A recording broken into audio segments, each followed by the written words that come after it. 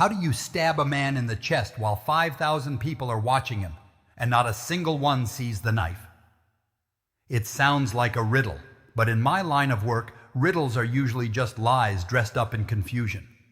We had a dead politician, a city paralyzed by religious fervor, and a crime scene that defied the laws of physics. The victim was surrounded by bodyguards, police, and a wall of tourists. Yet, he dropped dead as if a ghost had reached through the crowd and stopped his heart. This wasn't just a murder. It was a magic trick performed in hell. I'm Inspector Elena Vega of the National Police in Seville. This case file is classified as Operation Silencio, and it nearly cost me my badge. Before we step into the procession, make sure you're subscribed so you don't miss a clue. Now, let's go back to that night, to La Madrugá. If you have never been to Seville during Semana Santa Holy Week, you cannot understand the noise. It is not just loud, it is physical. The drums vibrate in your teeth. The air is so thick with burning wax and incense that you have to chew it to breathe. It was 2 a.m. on Good Friday, the most famous night of the year, La Madrugá. I was on duty near the cathedral, nursing a headache and a lukewarm coffee. I've been a cop in Seville for 20 years. I love my city, but during this week, I hate it.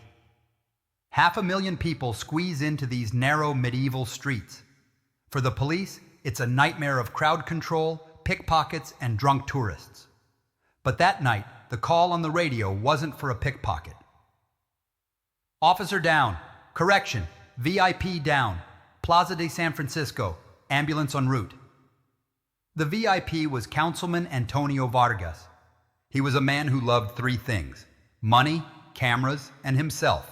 He was walking alongside the Pasothi massive gilded float, carrying the Virgin Mary, waving to the crowd like he was the one they had come to worship. By the time I pushed through the wall of screaming people, Vargas was already on the ground. The paramedics were pounding on his chest. "Clear back! Get them back!" I shouted, flashing my badge. I watched Vargas's face. It was purple, his eyes bulging, veins in his neck popped like tight ropes. It looked like a massive, catastrophic heart attack. A classic case of a wealthy, overweight, 50-year-old man exerting himself too much in the humid night. He was pronounced dead at 2:18 a.m. At first, we treated it as a natural death. A tragedy, yes, but not a crime. The mayor released a statement about the stress of public service. The brotherhoods, the cofradias, continued their march. The drums didn't stop. But 4 hours later, I was standing in the cold, bright light of the morgue with Dr. Molina. Molina is a genius, but he lacks bedside manner. He didn't even look up when I walked in. "Elena," he said, pointing a scalpel at the body, "tell me what you see." I looked at Vargas. "I see a heart attack, Doc. Look closer. The neck." I leaned in. Right above the collar of his expensive shirt, hidden in the folds of his skin, was a tiny red dot. It was smaller than a mosquito bite. "What is that?" I asked. "A puncture wound," Molina said. "Needle thin, deep, and his toxicology screen is lighting up like a Christmas tree. Tetrodotoxin blend, fast-acting paralysis." His heart didn't just fail, Elena. It was switched off. My stomach dropped. "Murder?" "Assassination," Molina corrected. "Highly sophisticated." I drove back to the station, my sirens cutting through the morning silence. I pulled the security footage from the plaza immediately. I watched the moment of death on a loop. Vargas was walking. To his left, the crowd behind a steel barrier. To his right, the Nazarenos, the penitents in their tall, pointed hoods and robes, marching in a perfect, slow line. I zoomed in. At 2:14 a.m., Vargas stumbles. I rewound. I played it frame by frame. There was at least 2 meters of empty space around him. The bodyguards were behind him. The crowd was held back. No one lunged. No one threw anything. No one even reached out a hand. Vargas was walking alone in a bubble of safety, and then he simply died. I stared at the screen, the cold coffee turning sour in my stomach. We had a body, we had a weapon, and we had 5,000 witnesses, but we had absolutely no killer. By 6 o'clock a.m., the station was a pressure cooker. The mayor was on the phone with my chief every 10 minutes, and the press was already spinning stories about a curse. I needed a human suspect, and I needed one fast. My first target was the head of security, a man named Perez. He was a former military commando, built like a vending machine, and currently sweating through his suit in interrogation room 1. "You were 2 meters behind him, Perez," I said, leaning against the doorframe. "You're paid to take a bullet. Instead, you let someone stick a needle in his neck." Perez shook his head, his hands trembling slightly. It wasn't guilt. It was professional shame. "Inspector, I swear to you, I was scanning the crowd. The threat always comes from the crowd. I was watching hands, pockets, bags. No one crossed the barrier." "Maybe the threat didn't come from the crowd," I said. "Maybe it came from behind, from you." "Check my bank accounts," he snapped. "I've been with Vargas for 6 years. Look at the tape again." My hands were on my radio when he fell. He was right. I had already checked. Perez was a brute, but he was loyal. And more importantly, the angle of the wound was from the right side of the neck. Perez was on the left. That left the crowd. At 7:30 a.m., a patrol unit brought in a person of interest. We got lucky, or so we thought. Officers had detained a young man named Mateo trying to flee the plaza moments after the collapse. He was 22, a known anarchist, and he had a serrated hunting knife in his waistband. I walked into interrogation room 2 with the autopsy photos. I slammed the photo of Vargas's face onto the table. "Did you enjoy it, Mateo?" Mateo looked at the photo, then at me. He was trying to look tough, but his leg was bouncing nervously under the table. He was a parasite. He stole from the city budget while people starved. I'm glad he's dead. "Is that a confession?" "It's an opinion," he sneered. "We found the knife, Mateo. We have you on CCTV pushing through the crowd at 2:13 a.m. That's 1 minute before he died." I leaned in close, lowering my voice. "Tetrodotoxin. That's a nasty way to go. Did you tip the blade? Where did you get the poison?" Mateo blinked. The tough guy act cracked. "Poison? What? No, I didn't stab him. Don't lie to me. I wanted to scare him," Mateo yelled. "I was going to jump the barrier and slash his tires when he got into the car later. I couldn't get close. The crowd was too thick. I was stuck behind a fat tourist when Vargas fell. I didn't touch him." "Touch." I stared at him. He was terrified. Liars are usually afraid of getting caught, but Mateo was afraid of being blamed for something he didn't do. I left him there and went back to my desk. "Get me the forensics on Mateo's knife," I barked at my rookie partner. 10 minutes later, the report came back. The knife was clean. No blood, no toxin. And the shape of the blade, serrated, 2 centimeters wide, didn't match the needle-thin puncture wound on Vargas's neck. Mateo was a wannabe terrorist, but he wasn't our killer. I rubbed my temples. The headache was getting worse. We had eliminated the bodyguards.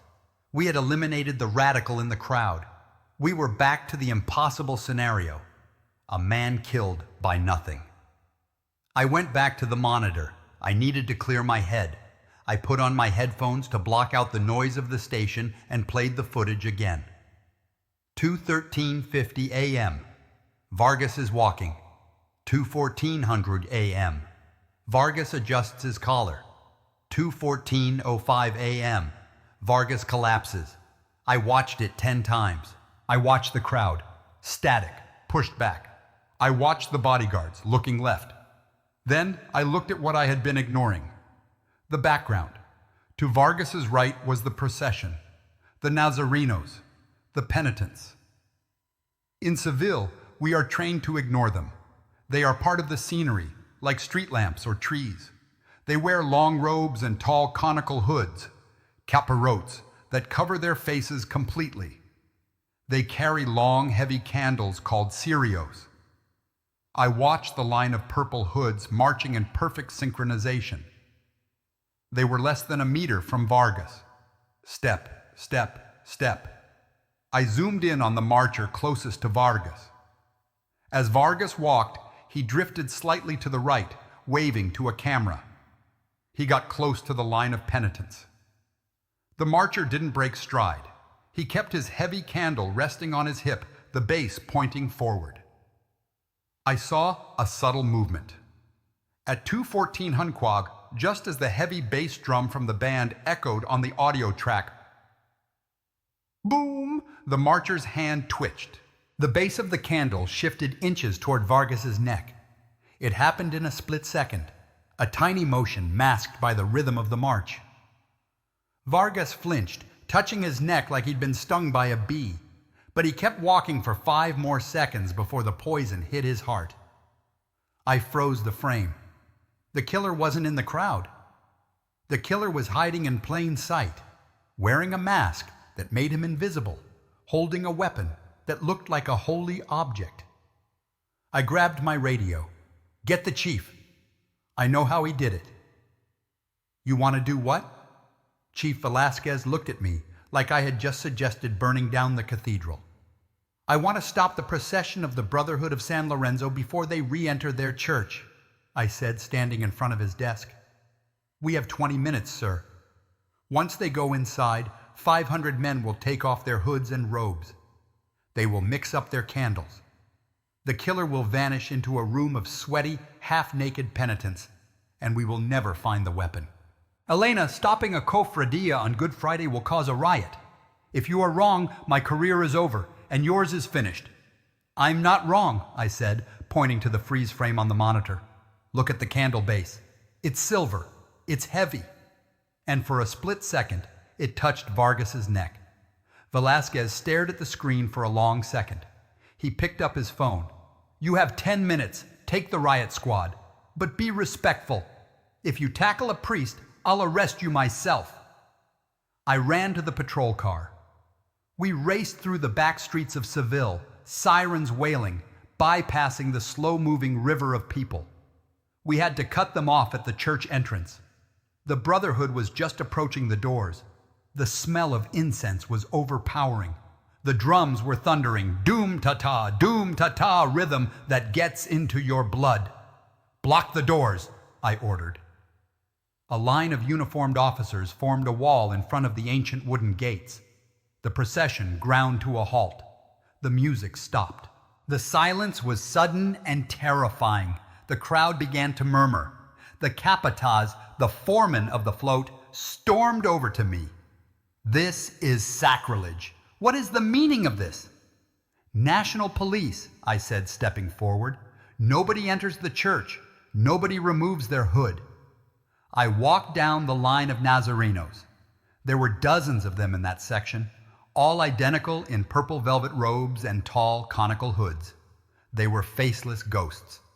I had calculated from the video that the killer was the 4th marcher behind the main float. I stopped in front of the 4th man.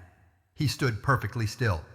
He was tall. His gloved hands were gripping the silver cirio, the massive ceremonial candle holder, so tight the leather was creaking. Give me the candle, I said. He didn't move. I said, give me the candle. I reached out and grabbed the silver shaft. It was heavy, maybe 5 kilos. Solid metal topped with wax. I pulled it from his hands.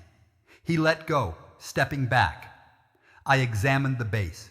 It looked like ornate silverwork, polished and smooth.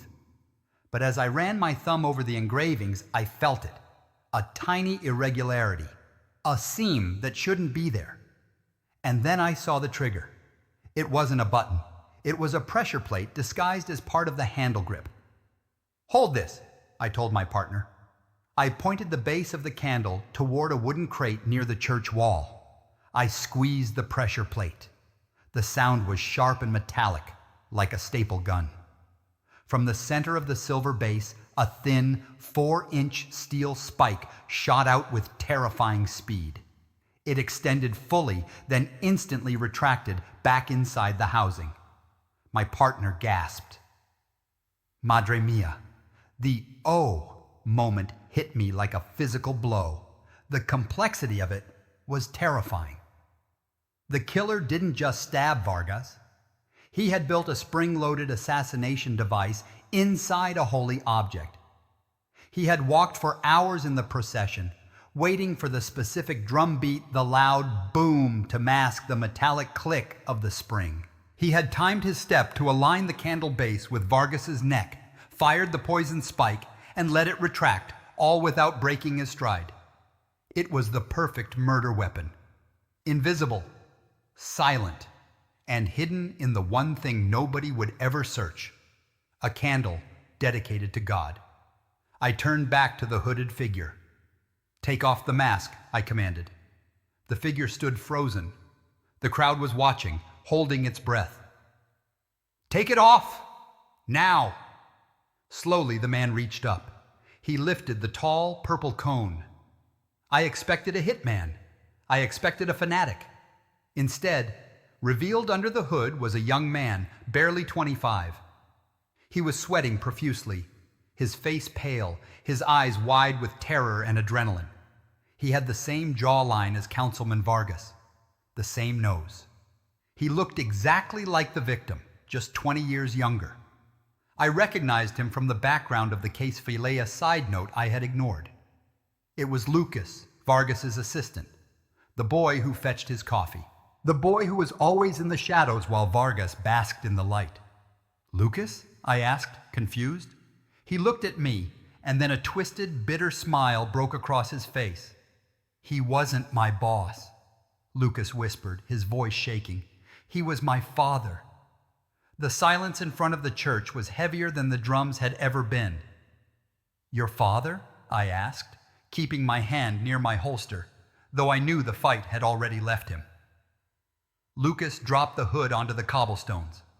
Tears were cutting clean lines through the sweat and grime on his face. "He denied me my whole life. My mother died last month. She was his maid. He paid her to stay quiet for 20 years. When she died, I asked him to acknowledge me, just privately, to sign the papers so I could bury her with dignity." He looked down at his hands, which were shaking violently now. "He laughed at me," Lucas whispered. "He told me that a mongrel doesn't get to sit at the table just because the owner dies. He told me if I ever spoke to the press, he'd destroy me." The crowd behind the police line was growing restless, phones recording every second. "So you decided to destroy him," I said. "He loved the crowd," Lucas said, his voice hardening. "He lived for the applause. I wanted him to die right there, in the middle of his glory. I wanted everyone to watch him fall and have no idea who did it. I wanted to be the ghost he tried to pretend didn't exist." "The candle?" I asked, nodding to the silver weapon in my partner's hand. "How?" "I'm an engineer, Inspector. Or I was studying to be one before I had to drop out to take care of Mom. I built it in my garage. I practiced the timing for weeks. Step, step, boom. It had to be perfect." He looked up at the massive float of the Virgin Mary behind us, the candles flickering in the dark. "I thought I would feel better," he said, his voice breaking. "I thought it would feel like justice, but it just feels like nothing." "Lucas," I said softly, "turn around, hands behind your back." He didn't resist. As I clicked the handcuffs onto his wrists, the metal sounded unnervingly similar to the mechanism he had used to kill his father. As we walked him to the patrol car, the capataz of the Brotherhood signaled the band. The drums started again, doom-ta-ta. The procession continued. The gap in the line where Lucas had walked was filled by the next penitent. In Seville, the tradition is stronger than death. 2 days later, the city was quiet. The wax on the streets had been scraped away by cleaning crews. I sat in a small bar near the river, watching the water flow past. The case was closed. Lucas had confessed to everything. The media was having a field day, the illegitimate avenger, they called him. It was a tragedy for everyone involved. Vargas was a corrupt narcissist, and his son was a brilliant young man who had turned his genius into a weapon and thrown his life away for a moment of revenge. Dr. Molina sat down across from me and slid a cold beer onto the table. "You look tired, Elena," he said. "I hate Holy Week," I muttered, taking a sip. "Because of the crowds?" "Because of the masks," I said. I thought about the thousands of Nazarenos marching through the city, hiding their faces to do penance for their sins. And I thought about Lucas, who put on a mask to commit a sin, thinking it would make him free. "He stood 1 meter away from his father," I said, staring at the river. "He walked in perfect rhythm with him. He was closer to him in that moment of murder than he had ever been in his life." Molina tapped his glass against mine. "The parade is over, Inspector. Go home. Sleep." I finished the beer. He was right. The drums had stopped, the tourists were leaving, and the city was returning to its normal, quiet rhythm of petty crimes and traffic tickets. But every time I hear a drum beat now, I don't hear music. I hear a countdown. Step, step, boom. And I wonder how many other people are walking next to us, wearing a smile instead of a hood, waiting for the perfect moment to strike.